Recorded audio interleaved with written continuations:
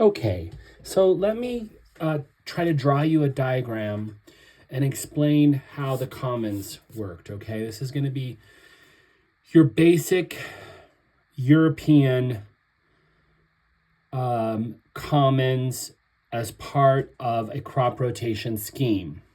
So, in the traditional ways that Europeans found to distribute landed resources, and that includes water, to their tenants on the manor during the Middle Ages, you would have a manor. So let's just say, for argument's sake, here's the manor.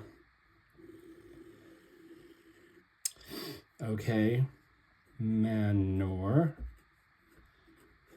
And here's the manor house. This is where the rich, powerful guy lives, subject to the law, particularly Magna Carta.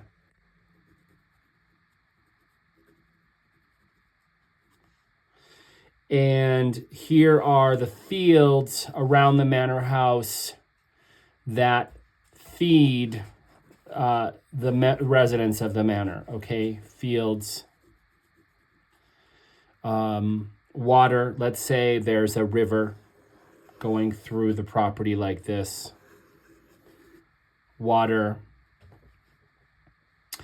And this lord or nobleman or powerful person has a certain number of tenants who do labor on the manor and who do labor for him, particularly producing food, right? And this would be in the form of some kind of grains, vegetables, and livestock, right? And so these tenants who live out here in little smaller houses on this manor property all do some labor to for the manor lord. They don't use all of their time, but just a portion of their time. And this is all done through kind of verbal agreement, helping the manor lord produce food for him and also to produce a surplus, because it's through surpluses that wealth is accumulated. Now, on this manor, there might be an orchard. Okay, so let's say we've got apples here. And you also have fields, let's say, that run down to grain. And then you have some pasture, right? And then around each one of these little tenants' houses, there's a smaller delineation of property. And this is going to be the tenants' private, what was called a freehold. They actually have control over this. And here you're going to have a garden, barns, and livestock. And the way that the commons worked on the manor is that every day these various tenants would take their cattle to the common. Let's say there's a bridge here, okay. They take their cattle to the common pasture, and they would put all the cattle together, and the cattle would eat grass and graze and chew their cud.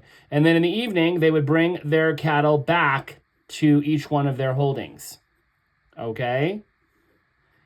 And when those cattle would get back to the individual holdings, they would poop, and they would put nitrogen and other nutrients that they'd produce through the process of eating grass and digesting it into the soil of each one of these tenant holdings. Okay, this is the common here. Everyone shares it, including the manor lord. His cattle also go there.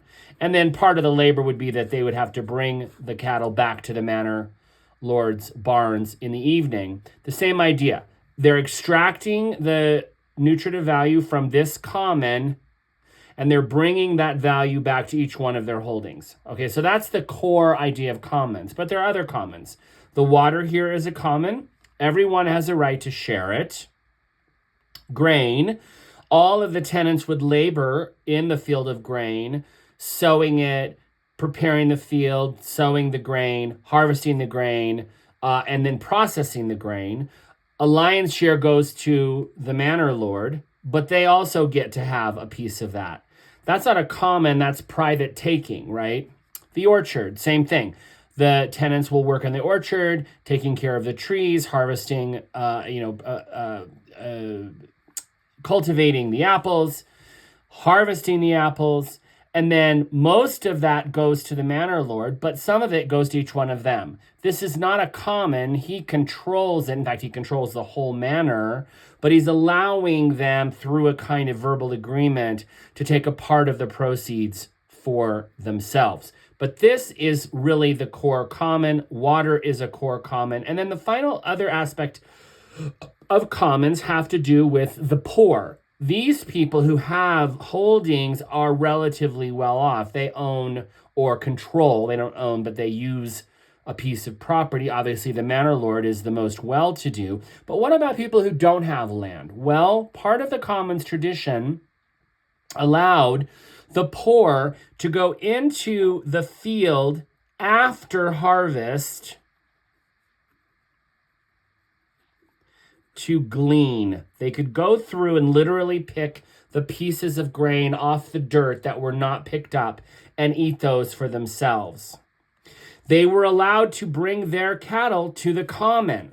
To if they owned a cow or a goat, they could bring that to, even if they didn't have land, they could bring that cow to eat in the common.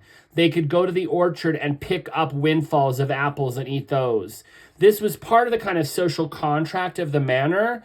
The manor lord was required through tradition to allow the poorest people access to these various commons in order to survive. Even the poorest people, laborers without land, they could have access to water. Obviously, there's fish in the river. This is another common, right?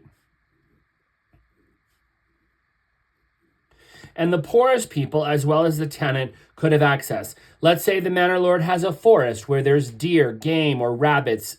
They also had access to the wildlife in that forest. Now, the key thing I want you to take from this description of the classic common is that it is a delineated space, right? This is insiders, people that are part of the inside or the community, those very poor people that were, through verbal agreement, allowed to access these commons were part of the inside. And then there would be another manor over here, another manor over here, and each one of the manors was like a little insider community who had access to sharing the commons. Okay, so that's the core idea of the medieval manor and the idea of the commons and where those commons come from. Again, they are part of a social contract centered around the medieval manor, where an elite noble person who has wealth and power and access to political and social power